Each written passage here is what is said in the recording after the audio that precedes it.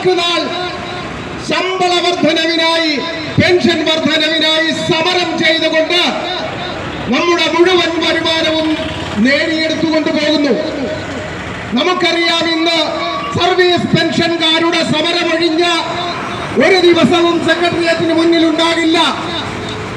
എത്ര കിട്ടിയിട്ടും മതി വരാതെ 10, 20, 25, 30 വർഷം സർക്കാർ ഓഫീസുകളിൽ ജോലി ചെയ്തു എന്നതിന്റെ പേരിൽ ജീവിതകാലം മുഴുവനും ചത്തുപോയാൽ അവരുടെ കുടുംബത്തിനും നമ്മുടെ നികുതി പണം കൊടുക്കാൻ ഇവിടുത്തെ ഭരണാധികാരികൾ വെമ്പൽ കൊണ്ട് നിൽക്കുമ്പോൾ ഈ നികുതി പണം മുഴുവൻ നൽകുന്ന 97% വരുന്ന ജനങ്ങളുടെ അവസ്ഥ മനസ്സിലാക്കാനും പാവപ്പെട്ട വൃദ്ധജനങ്ങളുടെ ദുരിതങ്ങളെ കുറിച്ച് പഠിക്കുവാനോ അതിന് പരിഹാരം കാണുവാനോ ഇന്ന് ഒരൊറ്റ രാഷ്ട്രീയ പാർട്ടികളും ഒരു ഭരണകൂടവും തയ്യാറാകുന്നില്ല എങ്കിൽ അതിന് കുറ്റക്കാര് സർക്കാർ, രാഷ്ട്രീയ പാർട്ടികളോ അല്ല, മറിച്ച് 97% വരുന്ന സാധാരണക്കാരായ ആളുകളിൽ ഒരു 20% പോലും ഒരുമിച്ച് നിൽക്കാൻ കഴിയാത്തത് കൊണ്ടാണെന്ന് മനസ്സിലാക്കണം.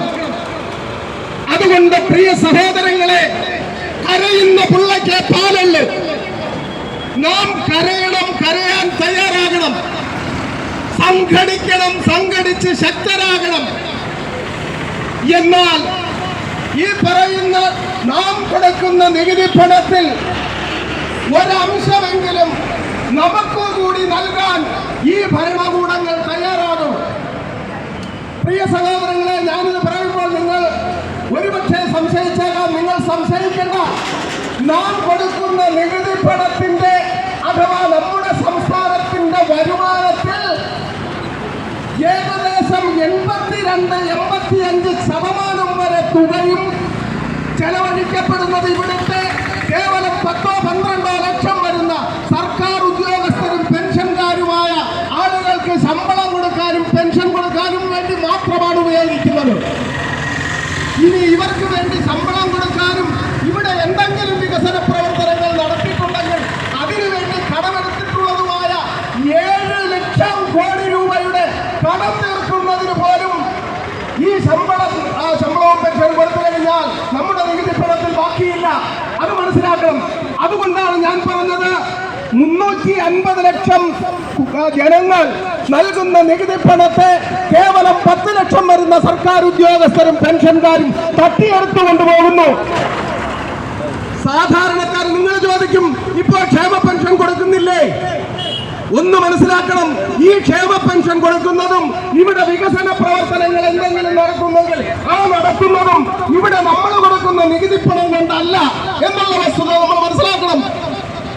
ക്ഷേമ പെൻഷൻ കൊടുക്കണമെങ്കിൽ ഉടനടക്കം 3000 കോടി കടം, ഇങ്ങനെ കടമെടുത്താണ് നമുക്കിവിടെ ക്ഷേമ പെൻഷൻ നൽകുന്നത്.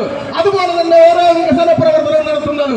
അങ്ങനെയല്ല, ഇച്ഛാശക്തിയുള്ള ഒരു ഗവൺമെന്റിന് ഈ 60 വയസ്സ് കഴിഞ്ഞ ജനങ്ങളുടെ ജീവിതം സുരക്ഷിതമാക്കുവാൻ, അവർക്ക് മാന്യമായി ജീവിക്കാനുള്ള ഒരു പെൻഷൻ കൊടുക്കാൻ ഇന്നാട്ടിൽ യാതൊരു പ്രയാസവുമില്ല. കാരണം അത്രയ്ക്ക് അമിതമായ നികുതികളാണ് ഇവിടെ നിന്ന് പിരിച്ചെടുക്കുന്നത്. നമ്മളാരും നികുതി കുടിശ്ശിക വരുത്തിയിട്ടില്ല. പിന്നെ എന്തുകൊണ്ട് സർക്കാർ ഖജനാവിൽ പണമില്ല എന്ന് പറയുന്നു? എവിടെ പോയി നമുക്ക് നികുതി? നമ്മൾ കൊടുത്ത നികുതി പണം മുഴുവൻ സർക്കാർ ഖജനാവിൽ നിന്ന് എവിടെ പോയി? അതിന് മറുപടി ഒന്ന് മാത്രമുള്ളൂ. ഈ സർക്കാർ ഉദ്യോഗസ്ഥരുടെയും പെൻഷൻകാരുടെയും ബാങ്ക് അക്കൗണ്ടുകളിൽ ഫിക്സഡ് ഡിപ്പോസിറ്റായി കിടപ്പുണ്ട്. ഡെഡ് മണിയായി നാടിനും നാട്ടാർക്കും വീടിനും വീട്ടുകാർക്കും ഒരു പ്രയോജനവും ചെയ്യാതെ കോടിക്കണക്കിന് രൂപകൾ ഇവരുടെ ബാങ്ക് അക്കൗണ്ടുകളിൽ നിക്ഷേപിക്കപ്പെട്ടിരിക്കുന്നു. ഇതൊരിക്കലും പുറലോകം കാണത്തില്ല. എന്നാൽ പ്രിയ സഹോദരങ്ങളെ, പാവപ്പെട്ട ഈ വൃദ്ധജനങ്ങൾക്ക് 10,000 രൂപ പെൻഷൻ ലഭിച്ചാൽ ആ ഒരു ഒറ്റയാഴ്ച കൊണ്ട് തന്നെ ആ പണം ഈ കമ്പോളങ്ങളിൽ ഇത് വിതരണം ചെയ്യപ്പെടും. അങ്ങനെ ഈ കമ്പോളത്തിൽ കച്ചവടങ്ങൾ വർദ്ധിക്കും, ചെറുകിട കച്ചവടക്കാർ രക്ഷപ്പെടും, ഓട്ടോറിക്ഷ തൊഴിലാളികൾ രക്ഷപ്പെടും എന്ന് വേണ്ട നാടിന്റെ നാനാഭാഗത്തുള്ള നാനാ രംഗങ്ങളിലും വികസനം ഉണ്ടാകുമെന്നുള്ള കാര്യത്തിൽ യാതൊരു സംശയവുമില്ല. അതുകൊണ്ട് തന്നെ നാടിന്റെ സാംസ്കാരികമായ ആ വളർച്ചയ്ക്കും വികാസത്തിനും സാമ്പത്തിക വികസനത്തിനും ഉള്ള ഒരേ ഒരു മാർഗം, ഒറ്റമൂലി, ഏറ്റവും ചെലവ് ചുരുങ്ങിയ ഒരേ ഒരു മാർഗം ആണ് വൺ ഇന്ത്യ വൺ പെൻഷൻ. 60 വയസ്സ് കഴിഞ്ഞ മുഴുവൻ ജനങ്ങൾക്കും യാതൊരു ഉപാധിയും കൂടാതെ 10,000 രൂപ പെൻഷൻ നൽകണം.